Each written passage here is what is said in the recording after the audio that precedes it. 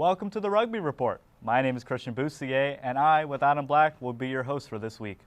Last Saturday, we hit the halfway mark of the season, and the teams are starting to separate into two separate categories. Those who will compete for a championship, and those who will be the underdog. And spoiler, even with 2 losses at this point, you are still not out of it. After Week 3, USF remains unbeaten and looking very strong as they head into their bye week. UF made a strong statement that they have the talent to play in the championship game. FAU also had a strong showing in Week 3, proving that they can be on top of this conference. We began at the campus of UCF. They hosted the Owls from FAU. The previous week, the Owls went toe-to-toe with the only undefeated team in the state and barely lost to USF 19-18. It was their first game of the season against USF, so they came to Central Florida with a chip on their shoulder. Their speed and execution would prove to be too much for the Knights as they racked up 55 points with 8 tries, 6 conversions. We caught up with the captains from each team. Today's game, I think just as a team we came in mentally prepared, but ultimately, I'd say FAU came in even more mentally prepared, and they came out with physicality. And coach was telling us to be prepared for that, and I think we kind of underestimated them. But overall, it was just tackling. I believe our strength today was our camaraderie. Everyone touched the ball today. Everyone scored. I was really surprised with the amount of different people that scored today. We were really big on camaraderie today. Our connection was really good. Our chemistry was flowing, and we were really going. Our camera crews headed over to USF, where the undefeated Bulls took on the 0-1 Ospreys up North Jacksonville. USF displayed their offensive power by scoring 10 tries and 4 converts on the day. Yeah, Adam, there's a reason they're undefeated at the halfway mark in the season. We caught up with their captains for each team. Here's what they had to say. I told the guys all throughout the week that if we play our system and we just hammer, and then we can get it out to the backs, our forwards, they're tough. They'll get us those little meters, they'll suck in that defense, and then we can play wide. We had like 5 or 6 tries on the outside. Any surprises today? Anybody step up that, Going into this week, we had 4 or 5 injuries from last week. We had a bunch of guys step in. Definitely our wings put a lot of tries away. Our fullback Joey, dude, he played a hell of a game. So many tackles that stopped tries, so many momentum changers. It was crazy to see.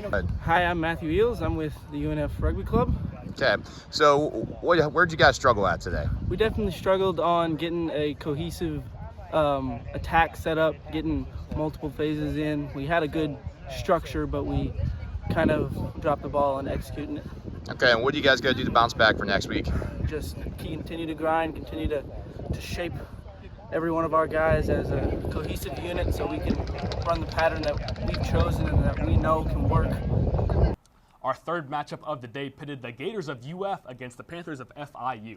The Gators were hungry and wanted to prove a point that they are a team that should be included in any discussion about the best team in the state.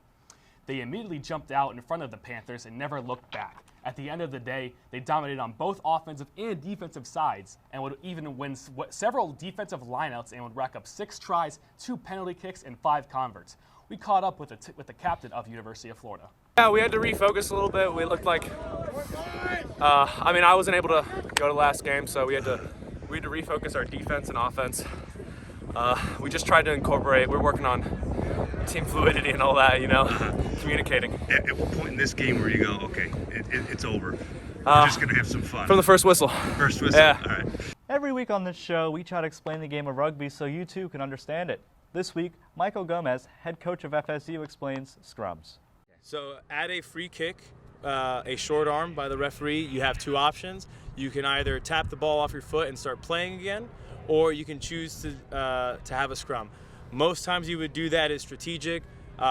Perhaps the other team has a pretty good defense and you don't want to run it straight at them. Perhaps the other team is down a man in the forwards and then you want to scrum.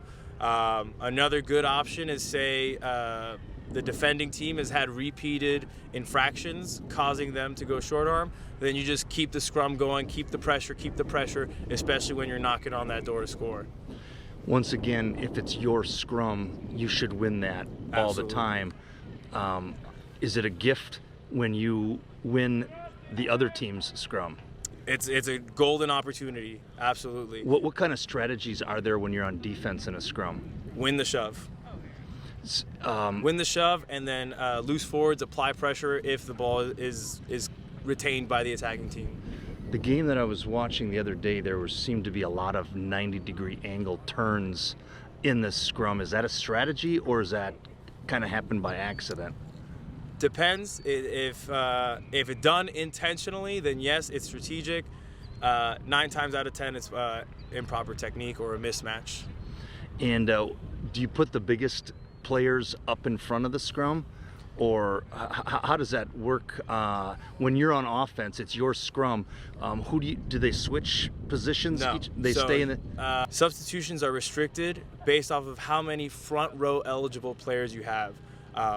So you must have up to 6 front row eligible players in order to get your full allotment of 8 substitutions. Front row players are suitably trained, and those are your props and your hooker. They are suitably trained in scrummaging, and usually they're your big guys. But you don't just want mass. You want strength as well as technique. Talk to me about the challenges. That's all from us this week. Once again, I'm Christian Boussier alongside Adam Black. Catch you next week on the Rugby Report.